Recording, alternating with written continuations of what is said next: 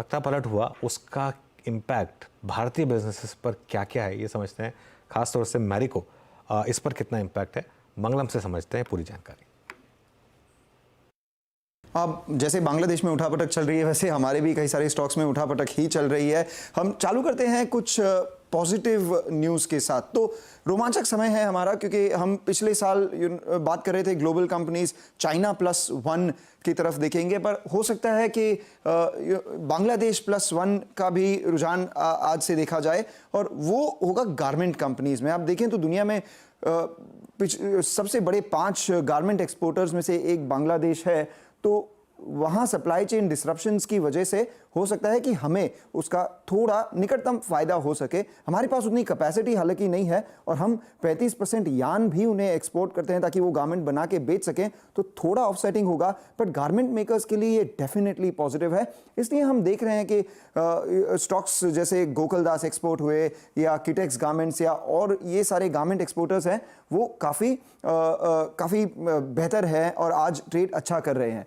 दूसरा मैरिको आज वायदा बाजार में सबसे बड़ा लूजर है। उसका रीज़न ये है कि बांग्लादेश उनके इंटरनेशनल बिजनेस की 44% कंट्रीब्यूशन करता है। इंटरनेशनल बिजनेस उनका कुछ 25% है, तो नेट एक्सपोजर बांग्लादेश से देखा जाए तो 10 से 11% है। कल रिजल्ट्स के पहले मैरिको काफ़ी अच्छा स्टॉक था और कमेंट्री भी काफ़ी स्ट्रांग थी, तो कई सारे लॉन्ग पोजीशंस मैरिको में बन चुके थे।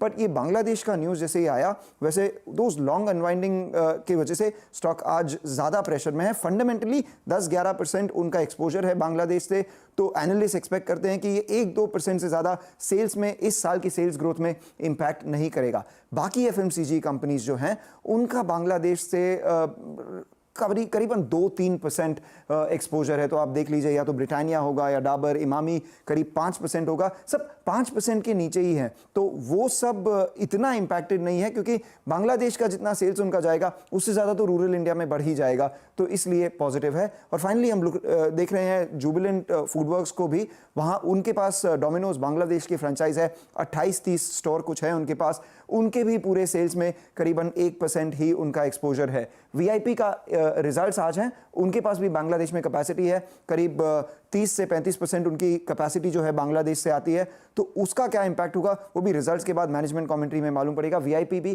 थोड़ी सी अंडर प्रेशर है आज के ट्रेड में। तो मैरिको सबसे ज़्यादा, उसके बाद वीआईपी। पॉजिटिव हमारे पास गारमेंट एक्सपोर्टर्स है, और बाकी सबको इतना कोई लंबा फर्क इसलिए नहीं पड़ेगा क्योंकि दूसरे फैक्टर्स जो हैं वो पॉजिटिवली प्ले आउट कर रहे हैं। बिल्कुल। और देखिए मंगला, बहुत बहुत शुक्रिया। वैसे एक चीज़ मैं जोड़ दूँ यहाँ पर, स्टॉक मार्केट में ये कुछ मौके होते हैं। फॉर एग्जांपल हाइंडसाइड बेनिफिट के साथ आपको रियलाइज़ होगा कि मैरिको में मौका है।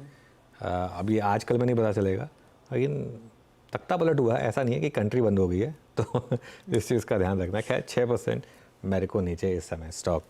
चलिए 4 का चौका।